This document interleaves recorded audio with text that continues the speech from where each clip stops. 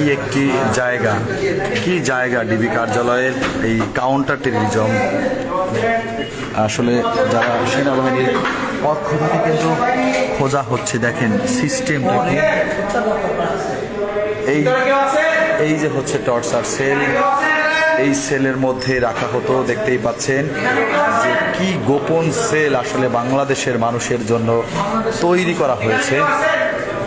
এই মুহূর্তে কিন্তু সেনাবাহিনীর যে চৌকস টিম তারা কিন্তু আসলে একদমই দেখতেই পাচ্ছেন একটি বইও, এটি হচ্ছে সেল, যদি দেখাই এটি হচ্ছে সেল। দেখতেই পাচ্ছেন যে কিভাবে এই সেলের মধ্যে রাখা হতো এবং তোষক একটি বইও রয়েছে, এখানে একটি বইও রয়েছে। জি, আমরা যদি একটু বলি, জি এখানে আসলে হেফাজত ইসলামের যে নেতাকর্মীদের একটি মানে একটি চিন্তা থেকে যে যদি কেউ এই মুহূর্তে ডিবি কার্যালয় বা কাউন্টার টেররিজমে পার্সোনাল সেলে যদি এই সেলে যদি আটকা থাকে, না খেয়ে মারা যাবে, সেই জন্যই কিন্তু এটি খোলা হয়েছে। না খেয়ে যাতে কেউ না মারা যায়, এই মুহূর্তে দেখতেই পাচ্ছেন যে আসলে কি একটি পরিস্থিতি। যে যদি সপ্তম তলায়, যদিও আমি কখনোই কিন্তু আশা হয়নি, তুমি নাও ছবি নাও, সরকার দরকার না, এভাবেই নাও, আসলে কখনোই কিন্তু আমার আশা হয়নি। এবং আমার মনে হয় যে সকল সেনাবাহিনীর সদস্যরা এসেছে তারাও এমন কোনো কিছু, এখানে একটু চেক করেন তো, এই যে একজন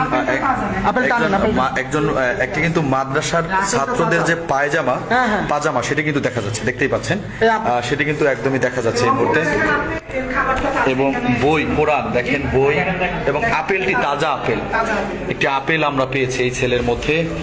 দেখতেই পাচ্ছেন যে আপেলটি কিন্তু তাজা, একদমই আপেলটি তাজা রয়েছে। একটি এবং কোরআন এবং হাদিসের বই, কোরআন এবং হাদিসের বই রয়েছে। আসলে যে যে সেল, আসলে এই সেল সম্পর্কে যদি আপনারা না দেখতেন এতদিনে, একটি বোঝার কোনো উপায় নেই। এখানে যদি কোনো মানুষকে এনে রাখা হয়, যদি কাউকে এনে রাখা হয় কোনোভাবেই, আসলে কেউ আছে না, ওখানে নাই, কিন্তু ওনার ব্যবহার করা জিনিসপত্রগুলো আছে। আসলে কি সেল, আসলে এই সেল যদি স্বাভাবিক কোনো মানুষ আসে, তাকে যদি চোখ বেঁধে আনা হয়, সে কোথায় আছে বা কেমন জায়গায় আছে সেটি কিন্তু বলা কষ্টসাধ্য। কারো যদি চোখ বেঁধে এখানে আনা হয়, সেক্ষেত্রে কখনোই কিন্তু এটা বোঝার সম্ভব না যে কোথায় আছে। আপনাদেরকে দেখানোর চেষ্টা করছি যে সেলগুলা, কাউন্টার টেররিজমের যে সেলগুলা আপনারা দেখতেই পাচ্ছেন যে আসলে যদিও সেনাবাহিনী লেফটেন্যান্ট কর্নেল রেজাওয়ানের নেতৃত্বেই কিন্তু এখানে আসলে আসা হয়েছে, তবে এই সেলের মধ্যে কাউকে রাখা হয়েছিল কিনা সেটি কিন্তু সম্ভব, মানে আমাদের যারা হেফাজত ইসলামের নেতাকর্মী রয়েছেন তাদের চিন্তা ছিল যদি কেউ এটার মধ্যে থেকে যায়, কোনো রেকর্ড টানবা না, না, হ্যাঁ, যদি কেউ থেকে যায় সেক্ষেত্রে কিন্তু না খেয়ে মারা যাবে, সেই চিন্তা থেকে কিন্তু আসলে কি জিনিস লেফটেন্যান্ট কর্নেল রেজওয়ান, আসলে এই সেল এটা আসলে সত্যি কষ্টসাধ্য। এখানে যদি কোনো মানুষকে চোখ বেঁধে আনা হয়, কখনোই বোঝা সম্ভব নয় যে কে কোথায় আছে বা কেউ কোথায় পাবে। এই মুহূর্তে আসলে আপনারা দেখতেই পাচ্ছেন যে সেনাবাহিনীর একটি চৌকস টিম, যদি বলি একটি চৌকস টিমরা কিন্তু আসলে এখানে নেতৃত্ব দিচ্ছেন। এবং আপনারা দেখতেই পাচ্ছেন যে বাংলাদেশ সেনাবাহিনীর লেফটেন্যান্ট কর্নেল রেজওয়ানের নেতৃত্বে এই টিমটি কিন্তু আসলে এখানে এসেছে। এবং এই যে সেল, এই সেল থেকে কোনো মানুষ বের হওয়া বা শব্দ শোনা বা কোনোভাবে, মানে কি এটা আসলে কষ্টসাধ্য। যে জায়গাটি দেখলাম, এই জায়গাটা নিজের চোখে দেখে নিজেরই কষ্ট লাগতেছে যে কেমন জায়গায় মানুষকে এনে আটকে রাখা হতো। দেখতেই পাচ্ছেন এই যে সব জিনিসপত্র, তোষক, এটি হচ্ছে ডিবি কার্যালয়, ডিবি কার্যালয়ের সেল, এটি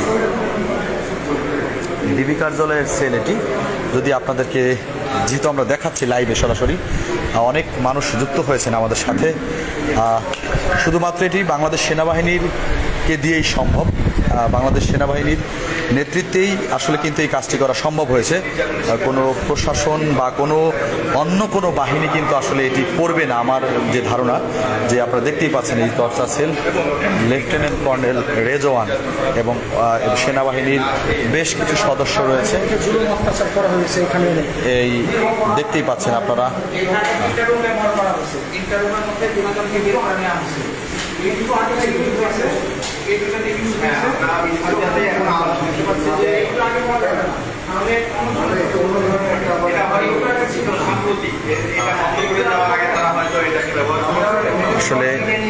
হচ্ছে ডিবি কার্যালয়ের কাউন্টার টেরিজমের গোপন সেল, যেটাকে বলা হয় সেই গোপন সেল।